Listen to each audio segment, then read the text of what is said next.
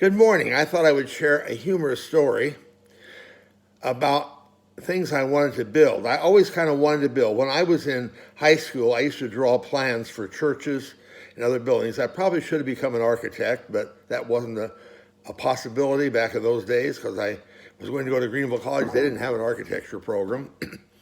So anyway, the first thing I decided to build was, well, a deck on the back of my house in Adrian, Michigan. It took me all day and I lost 10 pounds. It was hot and I was sweating a lot. But it worked out and the deck survived. Then after we moved back to Greenville, I decided to build a garage at my house on North Elm. Now my friend Lauren came and helped me on the project. He actually was helping me put up trusses, and one of them fell on his head. Fortunately, it didn't do any serious damage to his brain or otherwise, and I'm thankful for that. As we were putting the siding on, actually the OSB board on the boxing on the outside of it, I was nailing around a window, and it was an open window. We didn't have the windows in yet, and I was nailing the OSB board around the window with a nail gun, a pass load nailer. Well, as I was doing that, Norma was on the inside, big mistake, and she had been facing me, but then she happened to turn sideways, and as I shot the nail gun, one of the nails grazed her nose. I was so thankful it was only grazing her nose and not go directly into her eyes or her brain. That would have been awful. So that wasn't humorous. The humorous part follows as we went over to Jeff's house, or Naomi's house actually. We went over to her house and we're going to have a bite to eat with her. And she said, "Norma, what's wrong with your nose?" Well, we weren't wanting to tell anybody. It was our little secret, you know. But anyway, she said, "Norma, there's something wrong." So we had to admit what had happened. We told her what happened, and she said, "I think you need to go to the emergency room."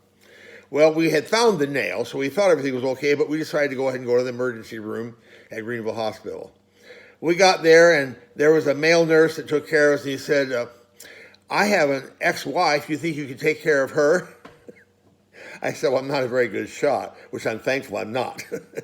But anyway, well, we survived that one, and we weren't going to tell anybody, but I told my friend Lauren, and guess what?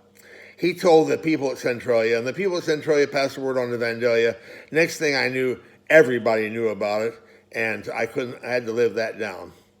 Well, that was my first building experience, and the garage worked out fine.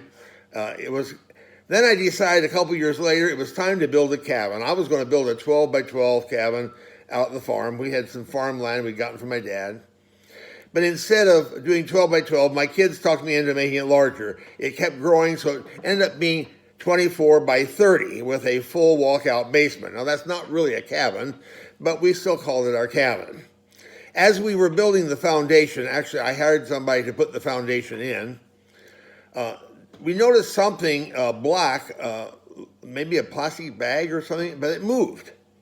Next thing you know, it disappeared under the dirt. And then I went to pick up some tools out of my toolbox, and I saw it crawl into my toolbox. Now, it was a snake, and that snake should not have crawled into my toolbox. I do not like snakes. I'm kind of afraid of them. So you might not like this part of the story if you love snakes, but I decided it was time to deal with the snake. It should not have crawled into my toolbox. So I held it down. We found a barn scraper.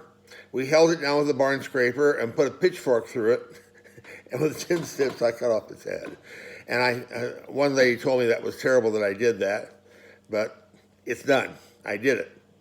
Well, we continued to build the house, the cabin, and we did most of the rest of the work ourselves. My son and daughters helped with it, and Norma helped with it. It was a lot of fun. As we were putting up the walls, there are 2 by 6 walls framed in, and they're 24 by 30, so like the end walls were 15 feet high in the middle, and each section was 15 foot wide. So my kids helped me. Jill and Jeff and I pushed them up, and then we nailed them in place. We got it all worked out. That worked fine. At one point, I was using the pass load nailer again. I think they've taken it away from me now. I'm not sure. But I shot my own belly with it. Fortunately, it didn't go very far, and I'm thankful for that. But it was fun. It was fun building it. And then a few years later, as Norma was not well, we decided to add on to it. So I hired my friend John Roberts to come and add an addition onto it, and that went very well. No nail guns shooting anybody or anything like that. And we were able to make it handicap accessible, and I'm enjoying it today. I'm so thankful for that. I thought you might enjoy this humorous story. Have a good day.